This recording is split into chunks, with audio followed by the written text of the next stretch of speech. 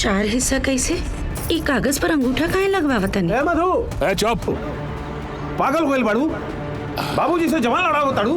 हमने भाई लोगन के मामला बा। देखा तू बीच में मत पड़ा रहता तो हर जवान खींच ले। भैया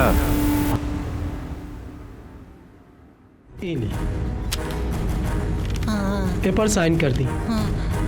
साइन ना ठेपा लगावेले। सच्चाई जानने के लिए वीडियो अंत तक देखें। लाओ चलो तनी। ठीक बा। रघु बाबू कैसन चिट्ठी है? हमरा का पता, हमरा पढ़े आवेला। एक काम करा, एकरा के ले जाके अंदर दे जा, दे दा। ठीक बा, जाता नहीं। चिट्ठी आई है, आई है, चिट्ठी आई है, चिट्ठी आई है। जौन डाकिया आयल रहे ओकरा डायरी में आप अंगूठा लगवनी हा।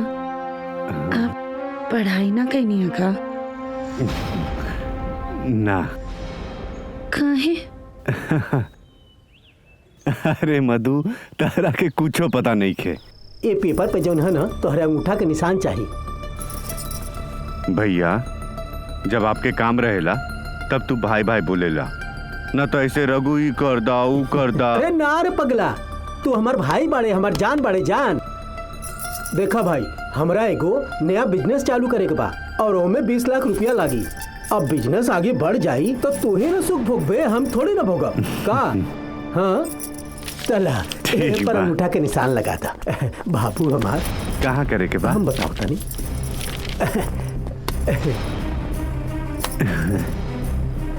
यहाँ कही दो, यहाँ यहाँ यहाँ ए तरफ। हाँ यहाँ कही दो। वाह भाई वाह, तू ही तुम्हारे को भाई बड़ा। ठीक बा भाई। ठीक बा। सुनी जी। हाँ? मध्यम भैया आपसे कौना कागज पर अंगूठा लगवावत रहे? भैया के पैसा के जरूरत रहे। अगर भैया के पैसा की जरूरत रहे तो आपसे काहे अंगूठा लगवावत रहे? हाँ? अरे पगली, उनका जब भी जरूरत रहेला वो हमरे से अंगूठा लगवावेला। उठी ना। अरे जूता पालिश करता। छोड़ी ना ओके। उठी। अरे ये सब काहे करत हनी युवराज जी? दुल्हन पति का नाम ना लिया जला। मधु, पति के नाम लेला से हमनी सबके पाप लागी। अच्छा दीदी, तब का अपना परमेश्वर से जूता पॉलिश करवला से पाप न लागेला? ये सब काम खातिर घर में नौकर बाना। घर में नौकर वाला व्यवहार केहू भी आपके साथ करी? आप तो युवराज बानी ना, और युवराज केहू के नौकर ना होला। ओ हमार कहे के मतलब ये बा कि उत्तम भैया, मध्यम भैया, केहू भी, बस आप केहू के भी बात सुन लेनी। नहीं अब बस एकरा सिवा कुछ ना।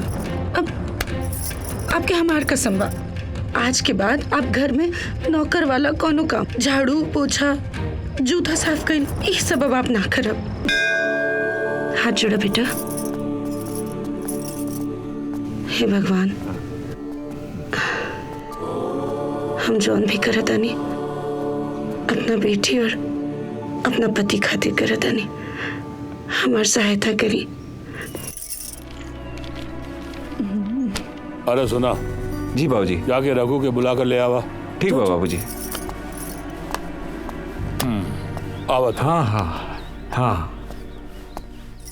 रघु भैया, ए रघु भैया, अरे जल्दी चली, बाबूजी बुलाओ तरन। हाँ हाँ चली चली चली।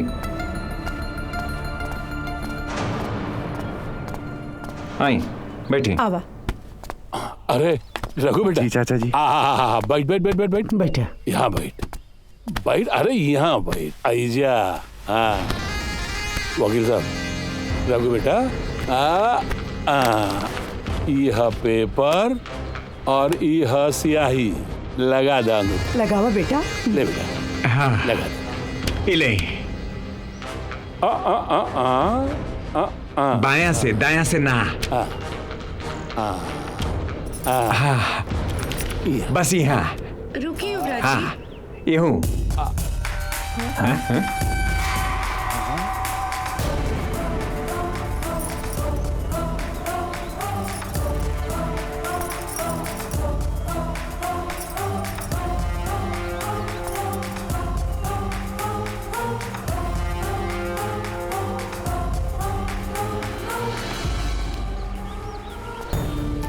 युवराज जी, आप कोनो भी कागज के बिना जांच कैले अंगूठा मत लगाई। बहू, अरे तू का कह रहल बाड़ू? तू कहा ना कि बाबूजी के नाम पे राइस मिल खोले के बाद ओकरे खातिर हमनी के पैसा चाहिए। अच्छा, तो आप लोग के राइस मिल खोले के बाद तो आप लोग अपना हिस्सा की जमीन बेच के काहे नहीं की राइस मिल खोला? अब से युवराज जी के हिस्सा की जमीन हम ना बिके देब। बहू, कौन हिस्सा की बात कर रहल बाड़ू तू? हाँ, ऐसन रघु के कोनो हिस्सा नहीं खे। अच्छा चाचा जी, यहाँ के कोनो हिस्सा नहीं खे? तो फिर आप लोग युवराज जी से ये कागज पर अंगूठा काहे लगवावतन? मधु, ए चुप। जब तू हिस्सा के बात कर ही देले बाड़ू तो चारों भाई में प्रॉपर्टी के बराबर बराबर के हिस्सा कर देता नहीं, ठीक बा? हाँ। 4 हिस्सा कैसे? हाँ? हिस्सा तो 2 गो लगी ना, एगो आपके परिवार के और एगो युवराज जी के। का वकील जी, हम ठीक कहता नहीं ना? मधु, पागल होइल बाड़ू? बाबूजी से जवान लड़ाओ ताड़ू। हमने भाई लोगन के मामला बा, देखा तू बीच में मत पड़ा ना तो हर जवान खींच ले। भैया,